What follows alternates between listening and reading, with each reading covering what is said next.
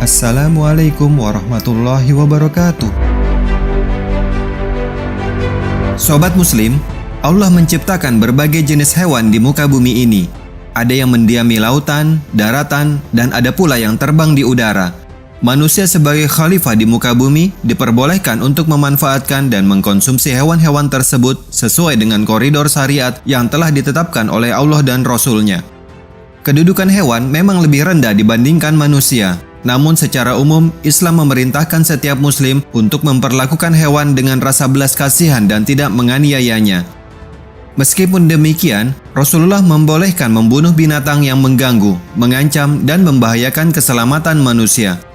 Lantas hewan apa sajakah yang boleh dibunuh dalam Islam? Mengapa hewan-hewan tersebut disunnahkan untuk dibunuh?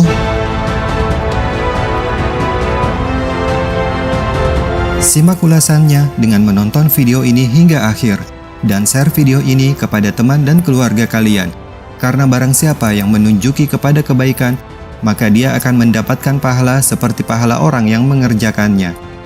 Sebelumnya, jangan lupa klik tombol like, subscribe, dan lonceng notifikasi untuk terus mendukung channel ini dalam menyebarkan syiar Islam.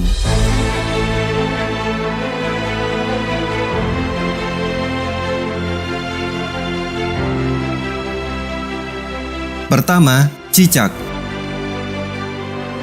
Cicak merupakan hewan melata yang biasa hidup di rumah-rumah manusia.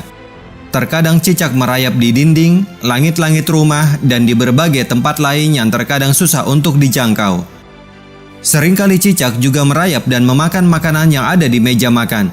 Anjuran membunuh cicak ini bukan hanya dari sisi syariat saja, tetapi secara medis juga ternyata sangat dianjurkan. Hal ini dikarenakan cicak membawa bakteri E. coli yang dapat menyebabkan penyakit perut dan gangguan pencernaan. Barang siapa yang membunuh cicak sekali pukul, maka dituliskan baginya pahala 100 kebaikan. Dan barang siapa memukulnya lagi, maka baginya pahala yang kurang dari pahala pertama. Dan barang siapa memukulnya lagi, maka baginya pahala lebih kurang dari yang kedua. Hadis riwayat Muslim. Diceritakan dari Ummul Mukminin Aisyah radhiyallahu anha, beliau berkata, sesungguhnya Rasulullah SAW menceritakan kepada kami bahwa Nabi Ibrahim alaihissalam ketika dilemparkan ke dalam api oleh Raja Namrud, tidak ada seekor hewan pun melainkan berusaha untuk memadamkan api, kecuali cicak. Hewan ini malah meniup-niup api agar tidak padam, sehingga Rasulullah SAW memerintahkan untuk membunuhnya. Hadis riwayat Ahmad dan An-Nasai.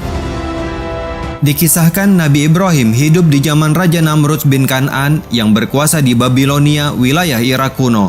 Pada saat itu, hewan-hewan berupaya membantu Nabi Ibrahim, termasuk semut yang dengan susah payah berlari-lari membawa butiran-butiran air yang ada di mulutnya untuk memadamkan kobaran api yang membakar tubuh Nabi Ibrahim. Kemudian seekor burung berkata mewakili keheranan semua binatang yang menyaksikan peristiwa tersebut. Tidak mungkin setetes air yang ada di mulutmu mampu memadamkan kobaran api yang sangat besar itu, wahai semut, kata si burung. Namun kemudian semut menjawab, memang air ini tidak akan bisa memadamkan api itu, tapi ini kulakukan, paling tidak semua akan melihat bahwa aku di pihak yang mana. Syekh Utsaimin menyebutkan bahwa tindakan cicak yang meniup untuk membesarkan kobaran api yang membakar Nabi Ibrahim pertanda bahwa cicak adalah hewan yang memusuhi dakwah, ahli tauhid, dan keikhlasan para pejuang muslim. Dikarenakan besarnya pahala membunuh cicak, dalam riwayat Ibnu Majah disebutkan bahwa Aisyah radhiyallahu anha sampai memiliki cambuk khusus untuk membunuh cicak. Rasulullah SAW memerintahkan untuk membunuh cicak. Beliau bersabda, dahulu cicak ikut membantu meniup api Ibrahim alaihissalam. Hadis riwayat Bukhari. Kedua, ular. Ular memiliki bentuk tubuh panjang yang bisa berjalan dengan sangat cepat dengan cara menjalar. Ular terkenal akan karakternya yang membahayakan orang karena ada beberapa yang berbisa dan memiliki racun yang mematikan. Ia juga bisa membunuh dengan cara melilit mangsanya. Selain itu, ular juga kerap dipakai sebagai mediasi dalam ilmu sihir, santet, serta ilmu hitam lainnya.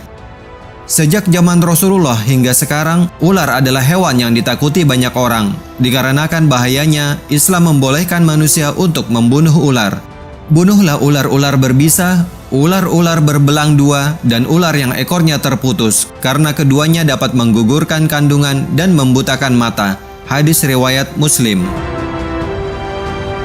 Diriwayatkan dari Abdullah bin Mas'ud radhiyallahu anhu, dia berkata, kami tengah bersama Nabi SAW di sebuah gua, dan saat itu turun pada beliau ayat, demi malaikat-malaikat yang diutus untuk membawa kebaikan. Quran Surat Al-Mursalat ayat 1. Ketika kami mengambil air dari mulut goa, tiba-tiba muncul seekor ular di hadapan kami. Beliau pun bersabda, bunuhlah ular itu. Kami pun berebut membunuhnya dan aku berhasil mendahului.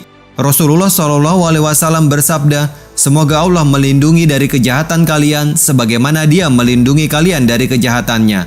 Hadis riwayat Bukhari dan Muslim. Namun ada pula ular yang dianjurkan Rasulullah untuk tidak langsung dibunuh, tetapi sebelumnya diusir terlebih dahulu dengan cara memukul tubuhnya. Hal ini berlaku apabila ular tersebut masuk ke dalam rumah, sebagaimana yang disabdakan oleh Rasulullah SAW. Sesungguhnya ada ular-ular yang berada di rumah-rumah. Apabila kalian melihat satu dari mereka, maka buatlah peringatan padanya 3 kali. Apabila pergi, maka biarkan, dan bila tidak mau pergi, maka bunuhlah, karena dia itu kafir. Hadis riwayat Muslim.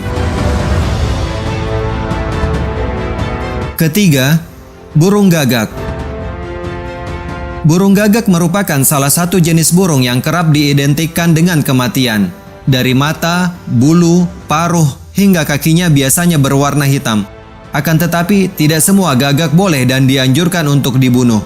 Jadi bukanlah burung gagak yang umum dan biasa kita lihat. Burung gagak yang dianjurkan untuk dibunuh sesuai dengan ajaran Nabi adalah burung gagak dengan warna putih pada bulu dada dan punggungnya. Entah karena alasan apa, hanya Allah dan Rasul-Nya lah yang tahu makna di balik itu semua. Burung gagak dikenal sebagai hewan fasik. Bukan itu saja, burung gagak juga dianggap sebagian orang sebagai hewan jelmaan jin atau setan dan sering ditunggangi oleh para penyihir. Ada 5 hewan membahayakan yang boleh dibunuh di tempat halal dan haram, yaitu ular, burung gagak yang berwarna belang-belang, tikus, anjing yang suka menggigit, dan burung hudaya atau sejenis rajawali. Hadis riwayat Muslim. Keempat, anjing buas. Meskipun dipelihara, air liur atau ludah anjing tetaplah mengandung najis. Apalagi jika anjing yang dimaksudkan adalah anjing galak dan buas. Tidak hanya najis, liurnya juga membawa banyak kuman, bakteri, dan bahkan dapat menyebabkan rabies. Namun dari seluruh anjing yang ada di dunia, anjing liar dengan warna hitam polos adalah jenis anjing yang disunahkan untuk dibunuh. Karena setan sangat suka menjelma menjadi anjing dengan warna hitam polos dan menebarkan hasutan serta fitnah di mana-mana. Demikian pula anjing yang sering menggigit manusia, maka disunahkan untuk dibunuh karena membahayakan dan agar tidak ada korban berikutnya. Ada 5 binatang yang semuanya adalah membahayakan, boleh dibunuh di tanah haram, seperti tikus, kalajengking, burung rajawali, burung gagak, anjing buas. Hadis riwayat Bukhari dan Muslim. Kelima, burung rajawali.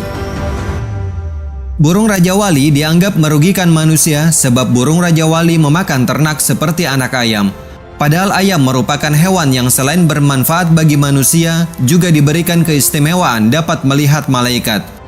Kokok ayam pada pagi hari menandakan para malaikat sedang membagikan rejeki ke seluruh pelosok negeri. Sedangkan setan kerap menjelma menjadi elang atau rajawali, memangsa anak ayam agar tidak tersisa lagi kokok di pagi hari, sehingga manusia menjadi malas untuk bangun pagi dan menjemput rezeki.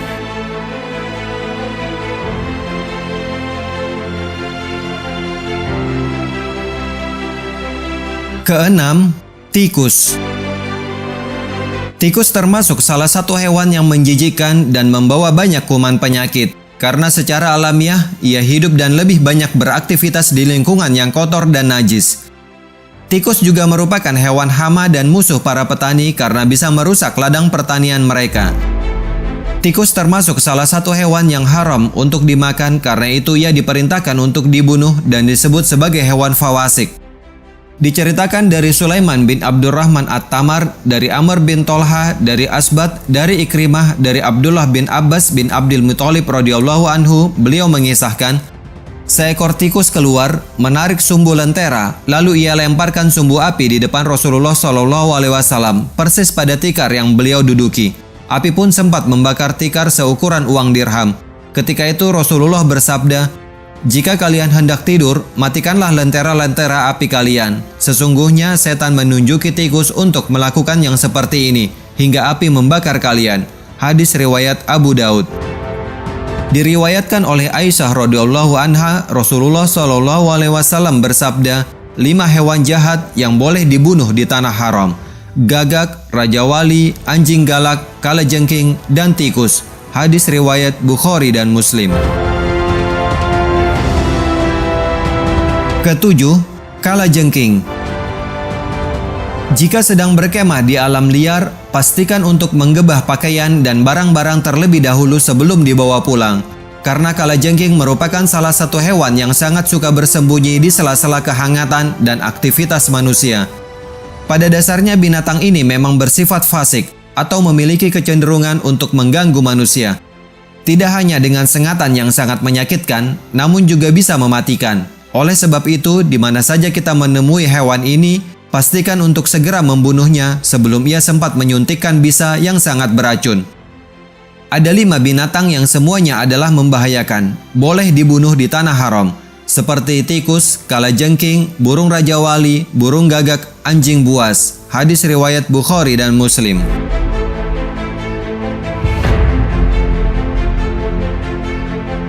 Demikianlah Sobat Muslim, meskipun sebagian dari hewan-hewan yang telah disebutkan tadi merupakan perwujudan dari kefasikan, Allah tetap menyisakan belas dan kasih kepada setiap makhluk ciptaannya.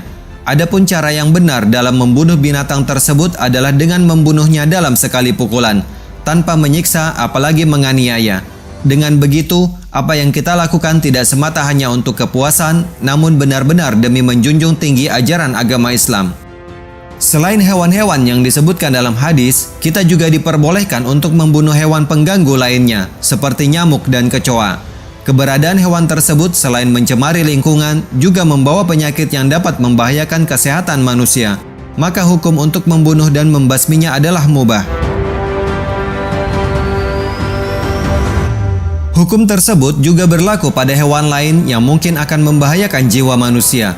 Misalnya ketika tersesat di hutan dan bertemu dengan binatang buas seperti babi hutan atau harimau yang berusaha memangsa kita. Jika telah berusaha untuk mengusirnya, namun hewan tersebut tidak mau pergi, maka kita boleh membunuhnya. Namun tetap dengan syarat bahwa bukan kita yang terlebih dahulu mengganggu mereka.